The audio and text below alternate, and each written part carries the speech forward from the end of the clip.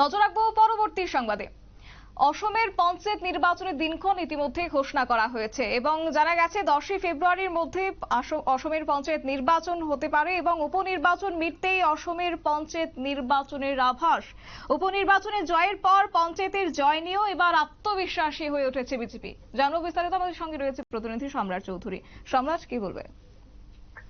দেখো, শতাব্দী গত পরশুদিনই কিন্তু উপনির্বাচনের আসামের ফলাফল ঘোষণা করা হয় এবং উপনির্বাচনে কিন্তু আসামে যথেষ্ট ভালো ফলাফল করেছে। সবকটা আসনে জয় পেয়েছে হিমন্ত বিশ্ব শর্মার দল।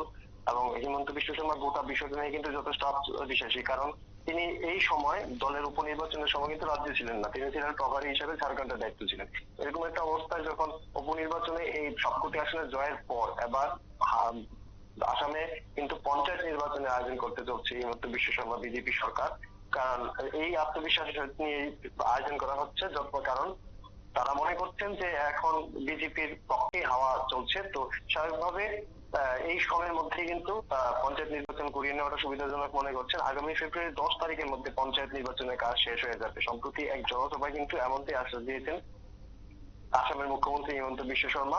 পাশাপাশি আরো কিছু বিষয় উল্লেখ করেছেন, যেখানে আরো কিছু মন্ত্রিসভার সিদ্ধান্তের বিষয়ে তিনি উল্লেখ করেছেন, যেগুলি মূলত পঞ্চায়েত নির্বাচনকে সামনে রেখে জনগণকে প্রলুব্ধ করার। তো সব মিলিয়ে এবারে কিন্তু আসামে আরো গ্রাম স্তরে কিন্তু আটসাট বেঁধে নামতে চলছে বিজেপি। বিশেষ করে গ্রামীণ স্তরে যদি পঞ্চায়েতগুলি দলের দখলে রাখা যায়, যেটা বিজেপির মূল লক্ষ্য, তাতে কিন্তু প্রশাসন গোটা রাজ্যকে আরো অনেক বেশি ক্ষমতার খাটানো যাবে বা দখলের মধ্যে রাখা যাবে। শতাব্দী, একেবারে যেহেতু পঞ্চায়েত উপনির্বাচন সদ্য মিটলো এবং সেই জায়গা থেকে এবার পঞ্চায়েত নির্বাচনের প্রস্তুতিতে কতটা এবার প্রস্তুত হয়েছে বিজেপি এবং সেই ক্ষেত্রে কবে নাগাদই বা ফলাফল ঘোষণা করা হতে পারে, সেই নিয়ে কি কিছু জানা গেছে?